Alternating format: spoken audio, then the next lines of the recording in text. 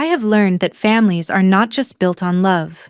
They are built on roles you never choose but cannot escape. In mine, my cousin Lila was the golden child, my Aunt Evelyn, the self-appointed queen, and I, Camille Hart, was the scapegoat. That arrangement had been clear since childhood, and it followed us into adulthood like a shadow that never shortens no matter how far you walk. On the evening of Lila's wedding, I walked onto a rooftop terrace overlooking Manhattan. The sky was painted in streaks of gold and violet, the kind of view magazines would pay to capture. White roses lined the aisle, lanterns hung from trellises, and a string quartet rehearsed in the corner. Guests sipped champagne that cost more per bottle than I used to make in a month. To most people, it looked like a celebration. To me, it felt like a stage play in which every actor already knew their lines except me. I wore a white dress. That choice was deliberate, though I knew what whispers it would cause. At once, eyes followed me. I could almost hear the judgment rippling through the crowd. Why would she wear that? Is she trying to compete with the bride? They did not understand that I had no interest in competing. The dress was not about them. It was about reminding myself that I had the right to stand in any room they tried to push me out of. Lila stood near the altar, radiant as she always was when an audience gathered. She had a way of holding herself like a performer who expected applause at the end of every entrance. Bridesmaids hovered, fixing her veil, handing her champagne, laughing at every word as though laughter itself were her birthright. She glanced my way, smiled for the cameras, and then leaned close enough for only me to hear, "Don't mistake this for your stage cousin. Just smile when they tell you."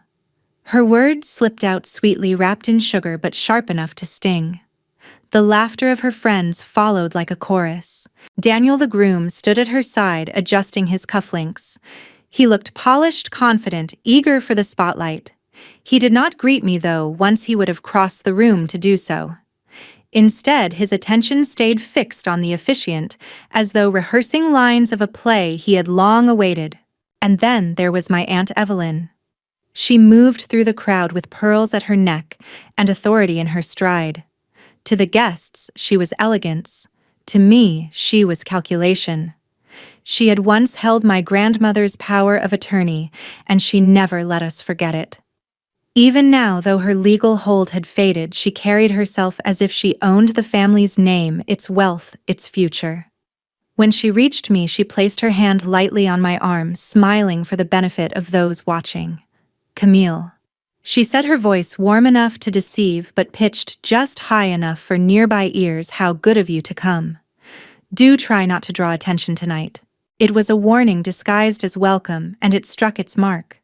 The guests chuckled softly, pretending it was harmless. I smiled back, though my silence was not submission. I had learned long ago that words are wasted on those who measure their worth in humiliation. I found my seat near the back. From there I could see everything, the arch of flowers where vows would be spoken, the skyline gleaming beyond the guests gathered like an audience awaiting their cue. The music swelled, a prelude to the ceremony. Around me, conversations flowed easily, yet I felt the familiar distance, as though a glass wall separated me from the rest of them. I had always been present but not included, tolerated but not embraced. As I settled into my chair, I touched the clutch in my lap. Inside was an envelope sealed heavy with documents. To anyone else it would appear ordinary, no more important than a wedding program. But I knew better. That envelope was not about tonight's vows. It was about years of power, money, and silence. I did not open it. I only rested my hand on it, reminding myself that its time would come. The band shifted to a softer melody. Guests raised glasses and toasted the couple, their voices bright, unaware of the tension humming beneath. My family had always been skilled at performance. They smiled in public, sneered in private, and believed appearances were everything. Yet I had learned something different. Appearances fade, but paper lasts. As the sun dipped lower, shadows stretched across the terrace. I looked at the altar, at the faces turned toward celebration, and I felt the weight of years pressing on me. Years of being dismissed, overlooked, belittled. Tonight was supposed to be Lila's crowning moment, Evelyn's triumph, Daniel's ascent. They thought I was simply the quiet cousin in the back row, a prop in their perfect picture. They were wrong. I sat in silence as I always had, but this silence carried a different weight. It was not resignation, it was preparation. And though the evening had only just begun, I knew that before it ended the Rhodes family would see me differently. For now I waited, the scapegoat in white holding a secret heavier than any crown. If you want to understand why I walked into that rooftop wedding with a sealed envelope, you have to go back 3 months. Betrayal, when it first arrives, does not roar. It whispers. For me, it came one Tuesday evening when I opened my apartment door. Daniel was there, but not in the way I expected. He was folding shirts into a suitcase, his movements brisk, practiced. I thought perhaps we were leaving for a trip I had forgotten. Then I noticed the ring box on the table open empty. The same ring we had chosen together. He did not flinch when I stepped inside. He did not even look guilty. He simply zipped the suitcase and said, "I am marrying Lila." Just like that, 4 words clean and final. I asked why, though I already knew the answer. He buttoned his jacket slowly like a man about to attend a meeting. Because this family is power, Camille. I want to be part of it. You should understand that better than anyone. It was not about love. It was about legacy. Daniel was trading vows for access to $26 million wrapped up in the Heartstone Trust. My cousin Lila was the golden key. I, in his eyes, had only ever been a placeholder. The trust itself was my grandmother's creation, a fortress built of clauses and signatures. It was not money in a vault. It was property titles, intellectual property rights, and equity shares, bound together by rules. She had designed it to protect the family from greed, though perhaps she knew it would one day expose greed most clearly. The rules were simple to read but hard to pass. Morality clause: no heir could inherit if their record showed deceit or fraud. Financial suitability: debts over $50,000 or unexplained transfers meant disqualification. Board approval: even after a marriage, the heir and spouse had to win the trustees' confidence. Escrow releases: assets were unlocked gradually 6 months, 12 months, and 24 months after her passing. The 6-month mark landed on the very day of Lila's wedding. To Evelyn and Lila, that seemed poetic. To me, it felt like destiny setting the stage. After Daniel's departure, my position in the company weakened overnight. Evelyn moved quickly, presenting Lila as the new face of Arcadia Atelier, while I was pushed aside to avoid conflict. Vendors grew nervous. A redevelopment deal worth $4 million slipped away, not because I had failed, but because my authority had been quietly stripped. The Rhodes family had always been skilled at such maneuvers, erasing you without raising their voice. I remained silent, but silence is not the same as blindness. Through contacts, I learned that Daniel's accounts were bleeding. Margin calls forced him to liquidate holdings at a loss. Worse, $810,000 had passed through a shell company registered in Delaware, flagged by the bank as suspicious. He called it capital rotation. Auditors would call it fraud. And then came the first true twist. Late one evening, my phone lit with a message from Maya, my oldest friend. She had her ways of finding what others wanted hidden. Attached was a screenshot from the bridesmaids group chat. There, in Lila's own words, "Once the vows are done, I'll slide right into CFO. Imagine controlling all of it." The message was followed by emojis, champagne glasses, a crown, dollar signs. A photo showed her holding the ring, eyes alight, not with love, but with triumph. It was not marriage she sought. It was conquest. The weeks that followed were a blur of whispers and appearances. Evelyn spoke of continuity and family legacy at board dinners, her words carefully chosen but aimed at me. Lila walked into meetings with Daniel at her side, presenting him as if he were already ordained by blood. And I sat quietly, attending, watching, saying nothing. But silence does not mean surrender. It means preparation. Each insult, each dismissal, each screenshot became another piece folded into the envelope I would one day carry. The morality clause, the suitability test, the bylaws, they were not relics of an old trust. They were weapons sharper than any humiliation Evelyn could deliver. As the wedding drew closer, I often thought of my grandmother. In her last weeks, she told me, "Camille, never raise your voice against them. Let the papers speak for you. Ink is louder than pride." At the time, I did not understand. Now I did. The fuse had been lit the day Daniel zipped his suitcase. It burned hotter with every rumor of his debts, every careless word from Lila, every smirk from Evelyn. And when the bridesmaids' group chat leaked, the spark caught. On the night of the rehearsal, as I slipped the sealed envelope into my clutch, I knew the countdown had begun. They thought the wedding would be their victory. I knew it would be their trial. By late afternoon, the rooftop had become less a wedding and more a theater of judgment.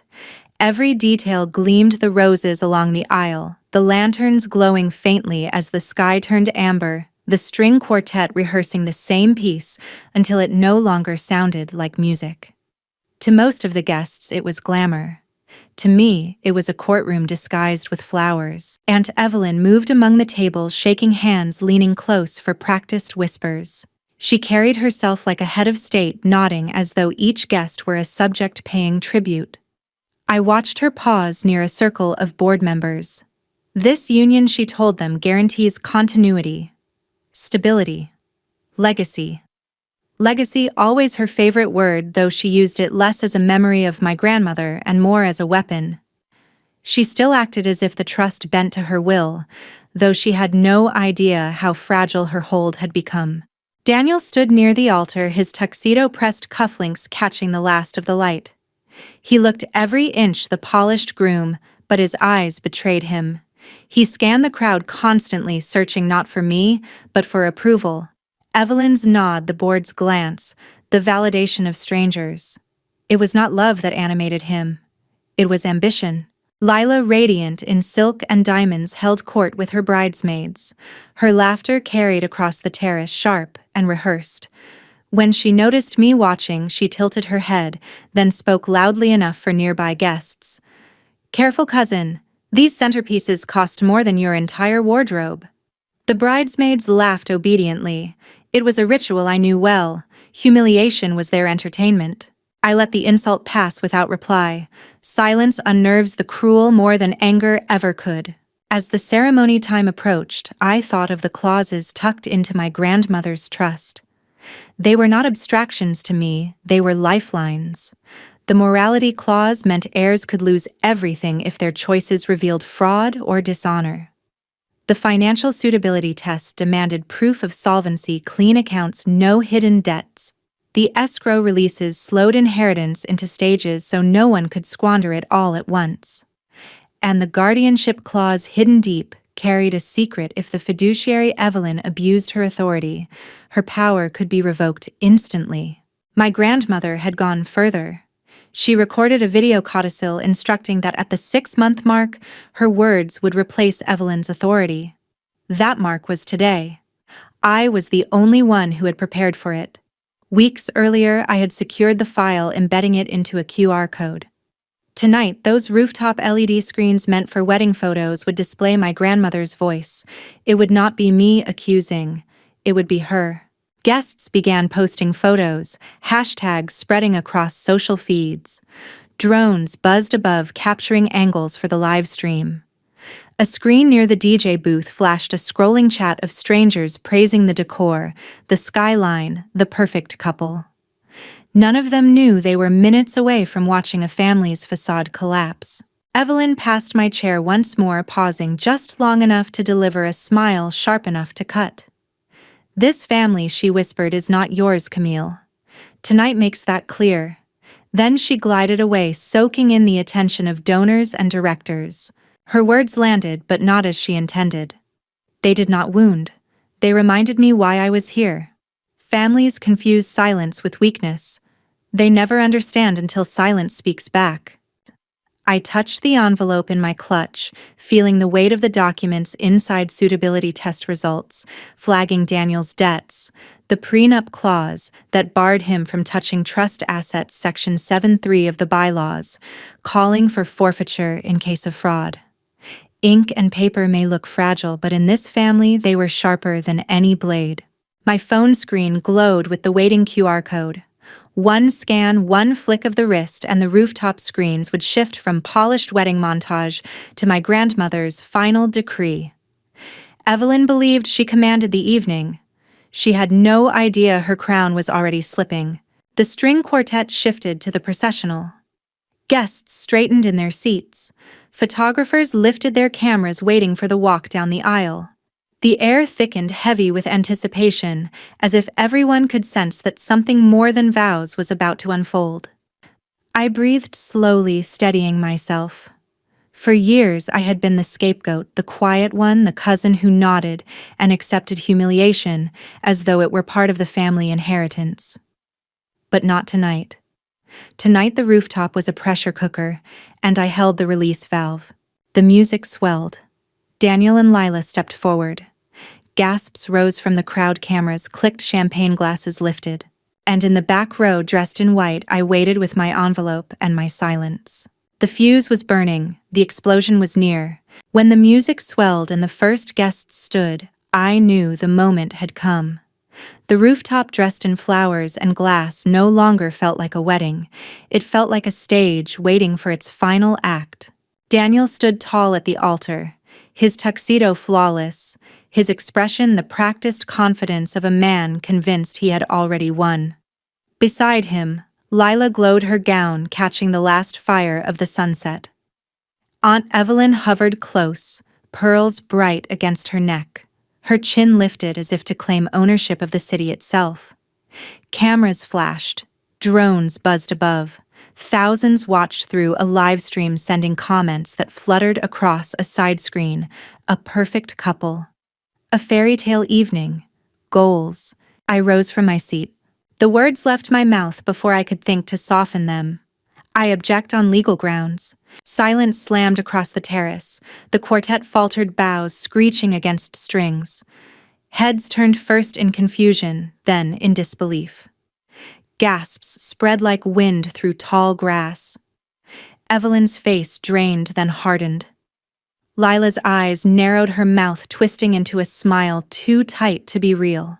Camille, Evelyn said, her voice sharp, sit down at once. You will not embarrass this family again. But I did not sit. I stepped into the aisle, the white of my dress catching the cameras. My heels clicked against the wood floor with a rhythm steadier than my heart. I reached the microphone stand, and with deliberate calm I placed a sealed envelope on it. This, I said, is not about jealousy or spectacle or family politics. This is about the law. Whispers surged. Some guests leaned forward eagerly. Others recoiled as if scandal might stain their clothing. Daniel's jaw tightened, but he said nothing. Lila's bridesmaids fanned behind her, their whispers frantic. I lifted my phone, scanned the QR code I had prepared, and tapped the screen. The rooftop LEDs flickered once, twice, then steadied. The wedding montage vanished. In its place appeared my grandmother, frail in her last days, but voice firm, eyes clear. If this message is playing, she said, 6 months have passed since my death.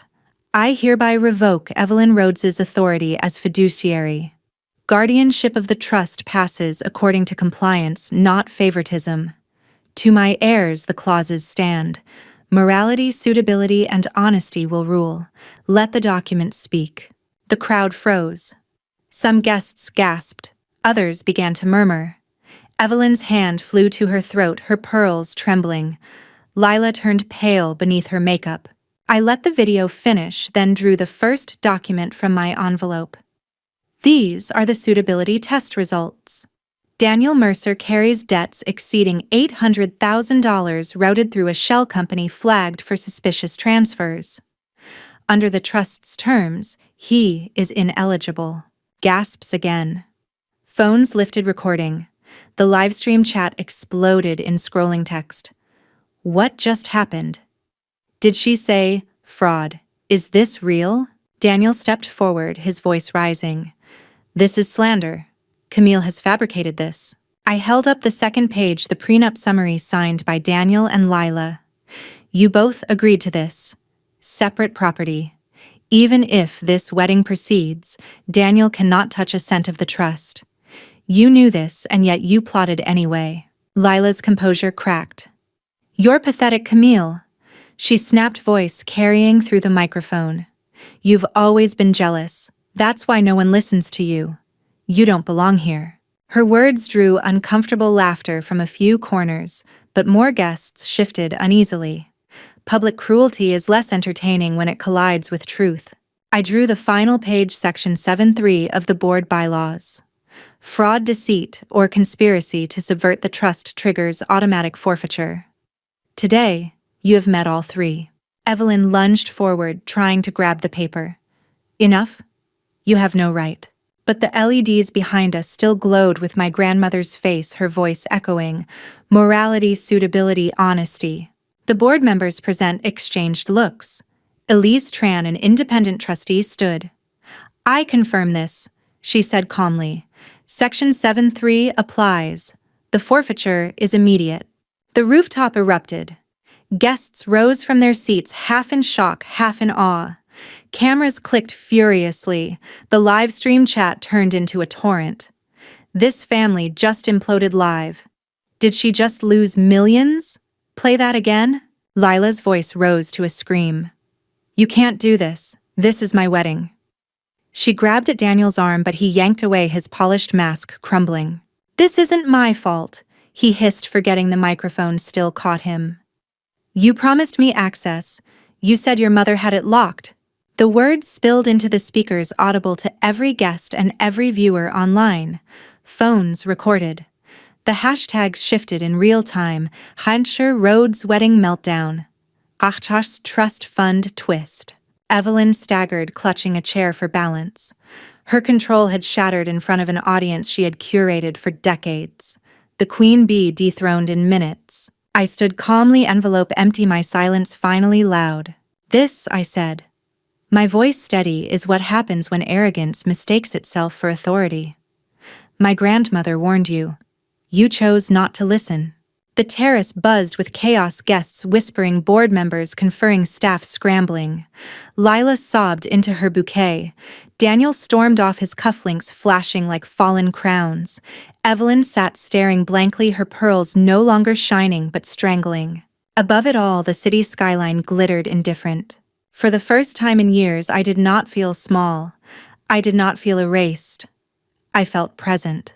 The scapegoat had spoken, and the family, once so certain of its script, now faced a story they could not control. The rooftop no longer looked like a wedding. The roses still stood, the quartet still clutched their instruments, but the air had shifted. Where moments earlier there had been applause and chatter, there was now a restless murmur, the sound of 1,000 questions colliding at once. Daniel was the first to break. His polished mask, so carefully set, shattered in front of everyone. He tried to storm off, but photographers swarmed him, their flashes catching every angle of his twisted expression. Get those cameras out of my face, he barked, but the microphones caught his voice, carrying it over the speakers. Guests recoiled, then laughed nervously, as if laughter might soften the collapse. Lila stood frozen, bouquet trembling in her hands. Her bridesmaids hovered but kept their distance. None wanted to be caught in the fallout. She turned to Evelyn, eyes wild. Do something, she pleaded. But Evelyn sat pale and motionless, her pearls clutched like a rosary. For decades she had commanded every room, every decision, every conversation.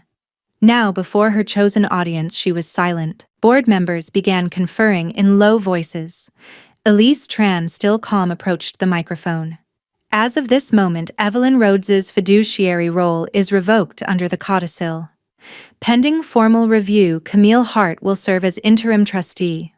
Her words were not shouted, but they carried the finality of law. Gasps rippled through the crowd. Guests whispered, phones lit, live stream comments flooded the side screen. She just took the company. Evelyn dethroned. This is insane. Daniel's troubles deepened almost instantly. 2 uniformed officers, discreet but firm, stepped onto the terrace. They spoke with him quietly at first, but he bristled, his voice rising again. This is absurd. I have nothing to hide. The officers remained calm, asking him to accompany them to clarify irregular transfers. When he resisted, they showed him paperwork, subpoenas, frozen accounts. His protests grew frantic. Cameras caught it all. Lila backed away from him, her face blanching as though distance might save her reputation. The guests stared. The fairy tale image had curdled into farce. I remained by the microphone, clutching nothing. Now the envelope was empty. Yet its echo filled the rooftop more than the music ever had. Within minutes, the first clips hit social media.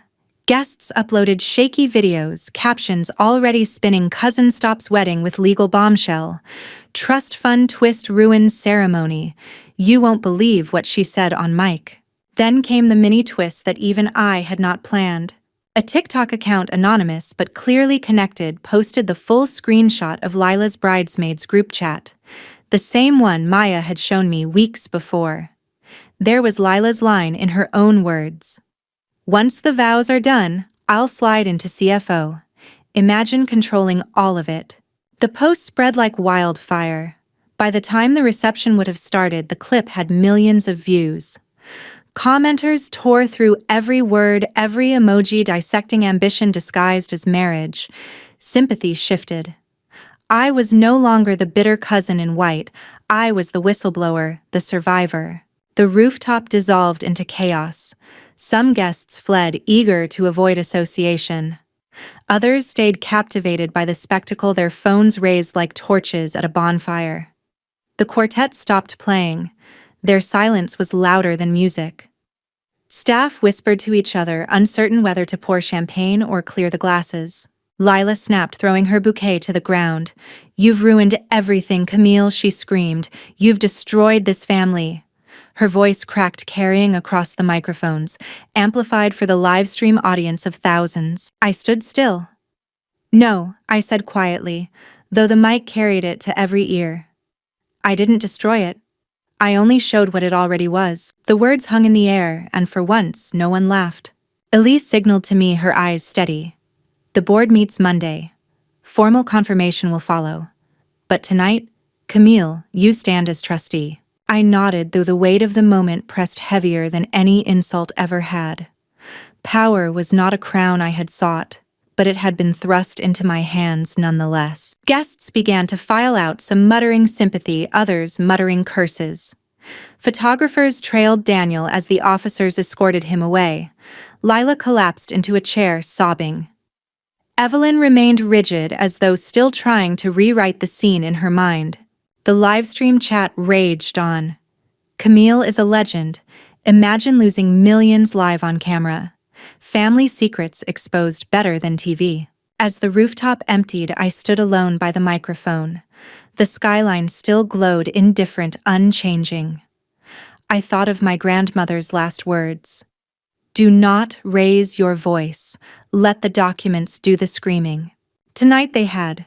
And while my family unraveled in front of the world, I felt no triumph, only clarity. Betrayal had led me here. Humiliation had prepared me. Silence had sharpened me. Now the world had heard the truth. And the Rhodes family, for the first time, had no place to hide. 6 months can feel like a blink or a lifetime. For me, it was both. The night of the rooftop wedding still echoes in my memory, the gasps, the flashing cameras, the silence that followed my grandmother's voice. Yet when I look around now, the world feels quieter, steadier, as though the storm finally spent itself. I live in the same city, but no longer in the same shadows. The board confirmed me as trustee 3 weeks after the wedding. The decision was not unanimous.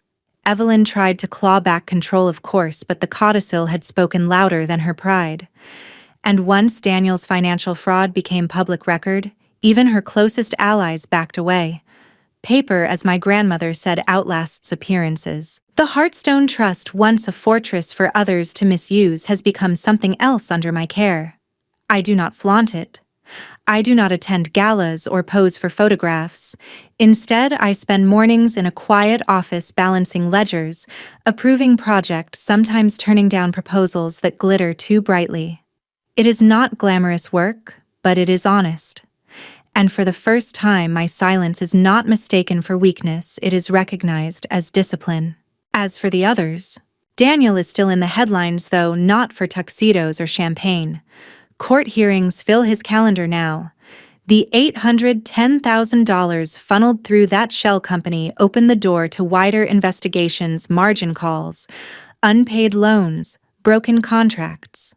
His polished mask no longer fits, and the cameras that once adored him now document his downfall. Lila has vanished from the corporate stage. The bridesmaids group chat leak became one of the most shared TikToks of the year. Every interview request she attempted was drowned by comments quoting her own words. Imagine controlling all of it. Reputation, once her greatest accessory, slipped away in a matter of days. Last I heard, she moved to a smaller city away from the glass towers she once believed she owned. And Evelyn, my aunt, the queen bee, retreated into silence. She still wears her pearls, still carries herself with dignity, but no longer commands a room. Her power was not stripped in private. It dissolved in front of hundreds of guests and thousands online. That kind of fall is not something even she can rebuild. Sometimes I see her name on an RSVP list, but when the night arrives, she rarely shows. People ask me if I feel victorious. The truth is complicated. Revenge, when it comes, does not taste like triumph. It tastes like clarity. I did not win a battle, I ended a performance. For years, I believed I was the scapegoat destined to absorb the slights, the laughter, the dismissals. Now I know that roles are not destiny. They are only stories families tell until someone rewrites them. I think often of my grandmother. Her voice on that rooftop was more than a codicil. It was a reminder that honesty, though mocked, endures. She once told me, "Do not raise your voice. Let the documents do the screaming." I carried those words like a burden. Now I carry them like a compass. One evening, about a year after the wedding, I walked past the same rooftop where it all happened. Another couple stood beneath flowers and lanterns, guests, laughing, music floating above the city. I paused at the corner, unseen, and listened. For a moment, I remembered the sting of humiliation, the weight of the envelope in my clutch. Then I smiled, not in bitterness, but in recognition. Life goes on. New stories replace the old. I turned and continued down the street. The skyline stretched before me, steady and unbothered, just as it had been the night everything changed. Families will always cast their roles: golden child, scapegoat, queen, betrayer. But I know better now. Roles can be broken. Silence can be sharpened. And even in the most gilded cages, freedom waits for the moment you decide to speak. That was my lesson. That was my revenge. And that is the story I leave with you.